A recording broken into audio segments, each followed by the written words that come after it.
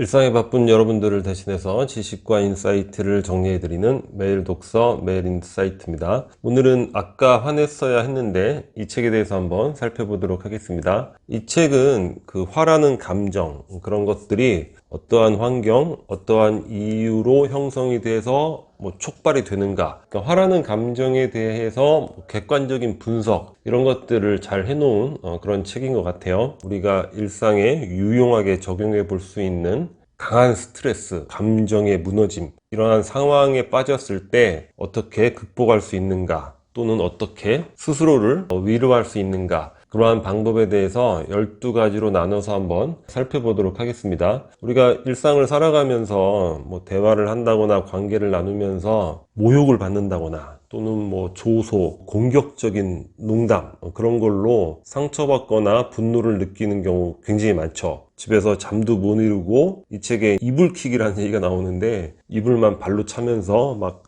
괴로워하는 그런 경우들, 또는 이별이라든가 상실, 이러한 그 슬픔의 감정으로 큰 정신적 고통을 당하는 경우도 많죠. 이런 상황에 처했을 때 어떻게 해야 될 것인가, 그때그때 생각하기보다는 이런 리스트 정도는 휴대폰에 메모장에 저장을 해놨다가 그런 상황에서 내가 지금 선택하기 가장 좋은 항목이 무엇인가 선택해서 적용해 보는 것들, 일상을 영위하는 데 있어서 도움이 되지 않을까, 그런 생각을 해봅니다.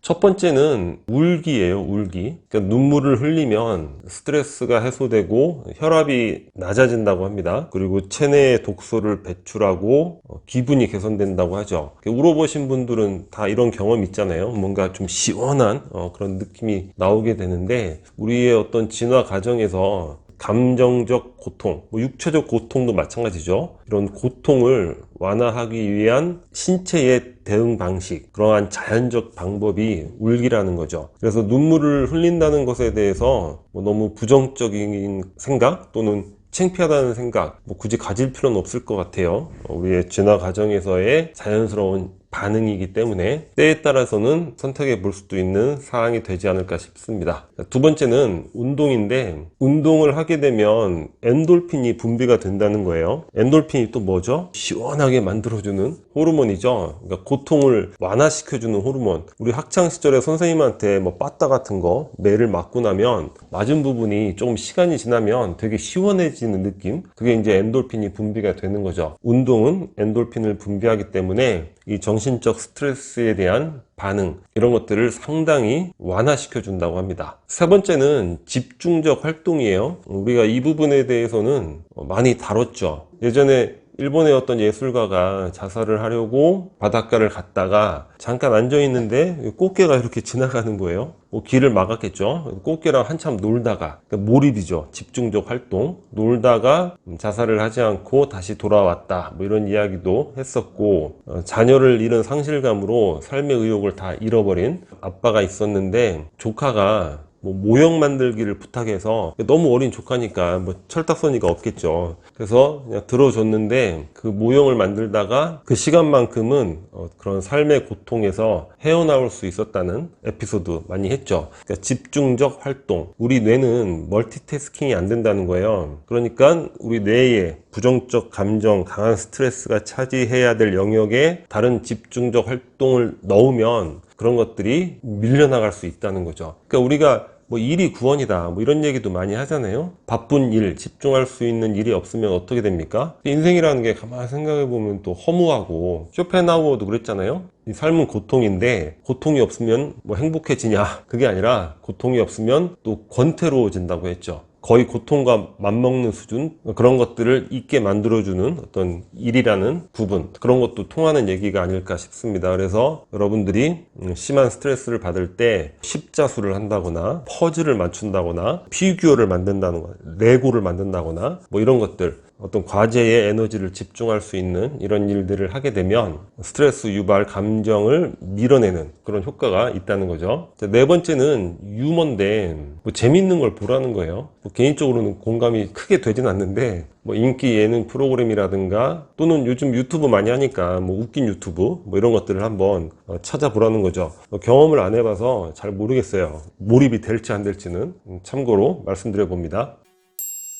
다섯 번째는 글쓰기입니다. 글쓰기의 치료 효과, 여러 연구로 이제 검증이 된 그런 사항이라고 하는데, 글쓰기라는 게 그런 것 같아요. 어떤 기억의 외주화라는 개념으로 우리가 또 글쓰기 이런 것들 살펴본 적도 있었는데, 마찬가지로 우리 뇌를 차지하고 있는 어떤 부정적 감정을 뭔가 외부로 보내버리는 그런 효과가 있다는 거죠. 머릿속에 계속 넣어놓고 그 감정과 내가 대결을 해서 이겨야겠다. 그러면 어떻게 됩니까? 그 감정이 더 커진다고 그랬죠. 그런데 그 감정에 이름을 붙이고 명명하고 그걸 글로 쓰게 되면 객관화되면서 이 감정이 이 글이라는 외부 형태로 나갈 수 있다는 거예요. 그래서 글쓰기는 스트레스를 완화하는 효과가 높다고 합니다. 여섯 번째는 이완 훈련인데, 그 심호흡 같은 거 이런 걸 이야기하고 있죠. 또는 스트레칭 이런 부분들인데, 실제 심호흡만 집중해서 열심히 해도 이것도 일종의 몰입이 돼요. 그리고 우리가 분노하고 화를 낼 일이 있다 하더라도 이런 심호흡 한 5번만 하게 되면 화낼 일이 없어진다, 이런 이야기도 있잖아요. 그러니까 간단한 일이지만 간단치 않은 그런 상황이 되는 거죠. 쉽게 실천해 볼 수 있는 부분이니까 때와 장소에 관계없이 한번 적용해 보시길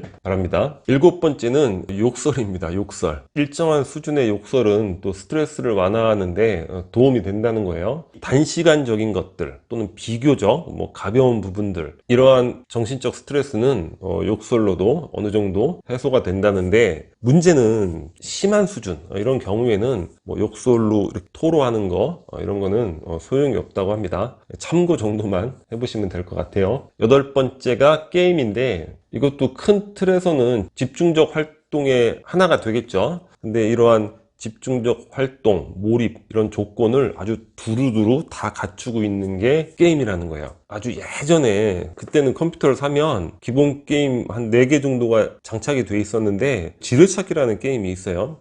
굉장히 단순한 게임인데 이 지뢰찾기에 몰입을 해서 밤을 꼬박 새운 적도 있었던 것 같습니다. 지금 생각해보면 이해가 잘 안 되죠. 그 단순한 게임을 하면서 결국 기록을 단축시켜 나가는 것인데 굉장한 또 몰입 효과는 있는 것 같아요. 여러분들이 정신적으로 힘들 때 게임, 단 주의해야 될 거는 내가 잘 모르는 게임 또는 스트레스를 받는 게임들 있죠. 그런 것들은 피하시면서 게임도 활용해 보실 수 있을 것 같습니다. 아홉 번째는 노래 부르기. 욕설처럼 일종의 배설을 하는 행위가 되겠죠. 감정을 밖으로. 욕설보다는 훨씬 건전한 방법인 것 같아요. 큰 소리로 노래를 부르는 거죠. 요즘에는 코인 노래방 이런 게 있잖아요. 슬플 때는 발라드, 열받을 때는 록 같은 거, 이런 것들을 아주 큰 소리를 내서 부르게 되면 여러 가지 또 신체적 작용도 발생이 되고 또 정서적인 치유작용, 이런 효과도 얻게 된다고 합니다. 열 번째는 이성인데, 이성의 능력으로 어느 정도 스트레스나 감정으로 인한 고통을 회복할 수 있다는 거예요. 나열한 다른 것들로 인해서 어느 정도 좀 치유가 됐을 때, 그 이후에 가능하겠죠. 마음이 조금 가라앉았을 때 이성으로 이제 객관적으로 바라본다는 거죠. 상대의 입장을 한번 생각해 보는 거죠. 또는 공격적 농담으로 상처를 누군가로부터 받았는데 동일한 사항이 또 발생을 하게 되면 어떤 식으로 내가 응대를 해야 될까? 그 대처법, 이런 것들에 대해서도 한번 생각해 볼 수 있겠죠.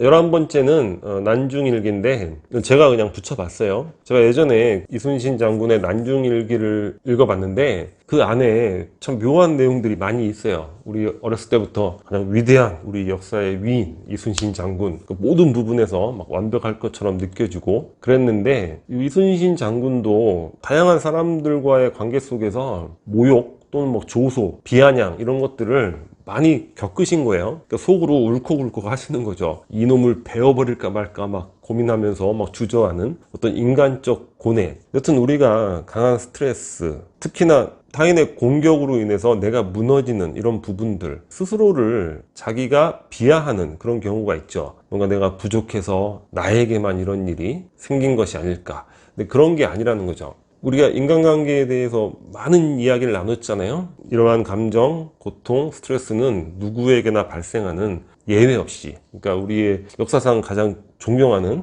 인물 중에 한 분인 그런 이순신 장군에게도 발생하는 그런 보편적인 일이구나. 그런 부분들도 위안이 될 수가 있겠죠. 그리고 실제 그런 부분에 대해서 우리가 인지하고 이해를 하고 있어야죠. 까닭 없이 막 스스로를 비하하고 요만큼의 일인데 막 10배, 100배 과장하고 이런 거는 굉장히 불합리한 것이 아닌가, 이런 생각, 보편성에 대한 생각 해봐야 될 것 같습니다. 마지막 12번째는 우리 얼마 전에 이 얘기도 나눴던 얘기인데 여기에 또 덧붙여 봤어요. 우리는 육체와 정신을 분리해서 생각을 하는데 육체적 고통, 정신적 고통, 뭔가 동일한 격이 있다는 거죠. 그래서 우리가 진통제 하면 어떤 신체적 고통에 대해서 완화시켜주는 그런 용도로 사용을 하는데 그 실험을 해봤더니 정신적 고통에도 동일하게 적용이 된다는 거예요. 뭐 타이레놀 같은 이런 아세트아미노펜 계열의 진통제. 그래서 정말 너무너무 힘들 때, 뭐 이불킥을 떠나서 뭐 밤을 막 꼬박 세워야 되고 하루 이틀이 아니라 막 3, 4일 이상 지속되는 그런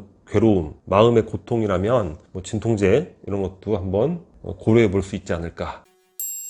자, 이렇게 총 12가지의 고통에 대처할 수 있는 방법에 대해서 한번 살펴봤습니다. 사사로운 내용일지 모르겠지만 우리가 사실 세상을 살아간다는 게 끊임없이 작은 불편, 작은 스트레스, 작은 고통들 이런 것들의 연속이잖아요. 그러니까 이런 것들을 얼마나 지혜롭게 극복해 나가는가, 이런 것들이 좋은 삶을 만드는데 굉장히 중요한 부분이 아닐까 싶어요. 그래서 여러분들 휴대폰에 한번 리스트 정리해 보시고 힘들 때마다 한 번씩 보시면서 바로 내가 적용해 볼 수 있는 거, 뭐 꼭 한 가지가 아니다 하더라도 뭐 두세 가지 이렇게 동시에 뭐 적용을 또 해볼 수 있을 것 같아요. 하루하루 마음의 평화를 유지하는 생활 기원 드리면서 오늘 영상은 여기서 마치도록 하겠습니다. 캐릭터처가 구독 버튼이고요. 구독과 좋아요 많이 부탁드리겠습니다. 감사합니다.